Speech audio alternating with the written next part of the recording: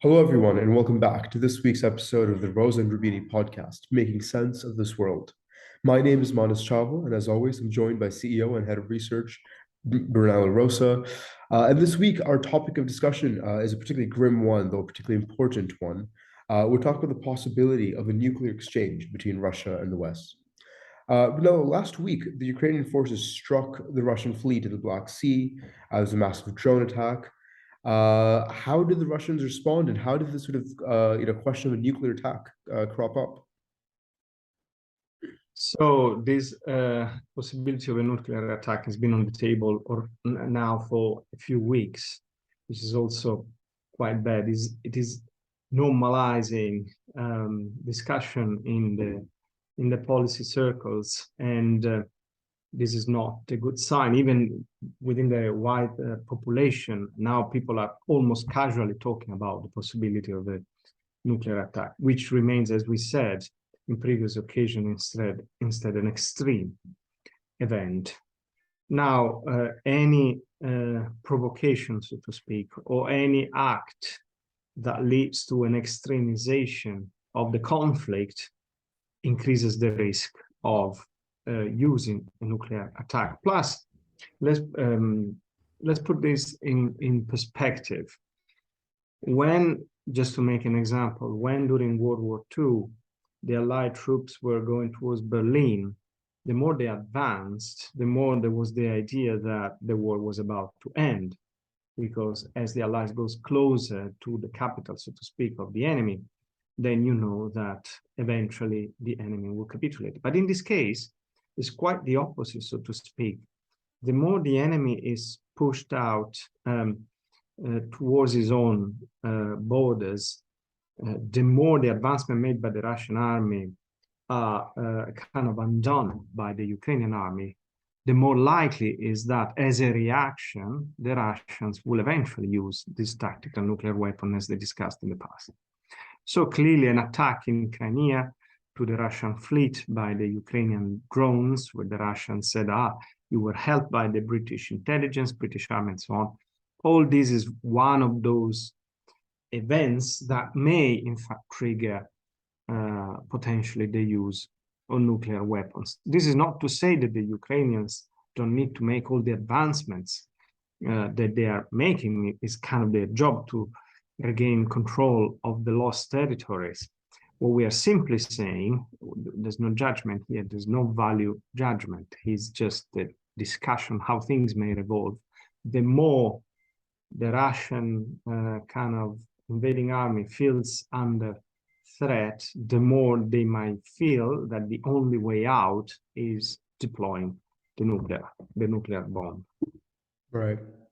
And this question, I mean, it's not the first time the question's come up of nuclear weapons, but what I'm sort of struck by is the interesting fact that we get kind of differing opinions from the Russian side. So Russian President Putin kind of clearly said, the use of nuclear weapons is not necessary. At the same time, Russian Foreign Minister Sergei Lavrov repeatedly said, more recently, what he said in April, that the idea that the current situation is actually very close to the Cuban Missile Crisis, effectively kind of painting it in nuclear terms. So there seems to be this tension, kind of the almost mixed messages from the Russian side, and perhaps that's intentional. What do you make of it? What is sort of this tension between whether or not nuclear weapons are an option that's on the table? So, as I said, there are different opinions on both sides of the table, if you want. The Russians have expressed different opinions. As you said, the Americans also have different opinions. Somebody believes that is a legitimate form of retaliation to use nuclear weapons if the Russians do first. Others believe no, because that would be the beginning of an escalation. So when we are talking about such sensitive issues, such as using nuclear weapons, whether they're tactical, strategic, it doesn't really matter. Clearly, different opinions emerge on the table. Plus, of course, there's posturing. Plus, of course, there's the typical bad cop, good cop type of dynamic. So, these are all things that you see in a strategic play when we are in front of a war. The problem is that, as I said, it seems like there's an escalation of events, of provocations, counter accusations from one side to the other that is not beneficial for anybody. So the Russians are accusing the Ukrainians that they will use a sort of dirty bomb, which is not a proper nuclear device, but might be an ordinary device with some nuclear waste in it or radioactive material, something that would cause effects not dissimilar to a bomb without being exactly an atomic bomb. And again, these are all things that ratchet up the rhetoric, and we need to be careful. We were there, exactly as Lavrov said, in 1962. We were this close to a nuclear exchange at the time. There were incidents, the plane that was shot down, the missile that was shot during the blockade, that clearly could have, by themselves, led to the first strike, and only by chance in some cases, or for the resistance of some hero during those crucial moments, that we didn't end up there. I mean, we really risk with this kind of escalation in rhetoric and provocations and counter provocations of getting to a level where any mistake can lead to the disaster. Let's not forget the assassination of Archduke Ferdinand just before World War I by Gavrilo Princip in Sarajevo. In itself wasn't such a big episode, but it came at the end of a very long period of escalation of rhetoric, and so that one epsilon event then was enough to unfortunately provoke the beginning of World War I, which at the time was called the Great War. As we know, it lasted many years and made several millions of deaths. Right. So there's what you're saying is there's already these sort of simmering tensions, and all that's needed is something to make them go off. And that something could be really anything. And could be very easily misconstrued. I think I want to bring into all this, the West. What is the West going to do? Because the West so far hasn't gotten involved, at least in a kind of official, direct military sense. But that could well change if there's a nuclear attack. How do you think NATO is sort of theorizing, and the Western Alliance is theorizing this problem? And in what circumstance do you think it would be necessary for them to get involved on this, if any? It would be better if NATO never gets involved. Definitely, they are not officially involved so far, definitely not directly. Clearly, we all know that indirectly they are, because they are openly selling weapons to Ukraine. So we know that somehow NATO countries are helping Ukrainians' resistance, if you want.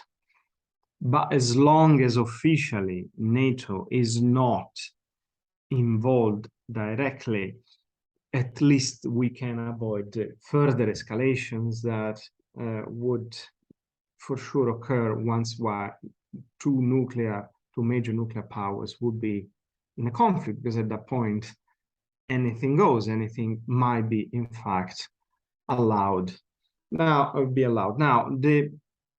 the Russians may use a sort of tactical weapons, we said, and God knows what this is in practice. In theory, should be something that goes deeper into the ground instead of having an horizontal expansion, and is effectively deployed to cause irreparable wound to the Ukrainian government, and of course to totally annihilate the morale of the army. But let's assume this happens. How would the West, as you correctly ask, respond? There are two lines of thought. One is, okay, they did it, we need to react. It doesn't need to be nuclear per se, but we need to react, wiping out all the Russian forces in Ukraine, potentially even in Crimea. This is what General and former CIA Director Petraeus said.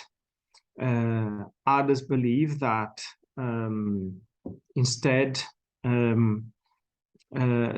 so let's assume this is the reaction. So how do you make sure that Putin understands what's going on? There are two lines of thought. First is you tell tell him and the rest of the world clearly how you would react so that it doesn't do the first strike, or you keep it close to your chest, you wait for the first strike to happen, and then you use all the advantages deriving from, so to speak, the unexpected.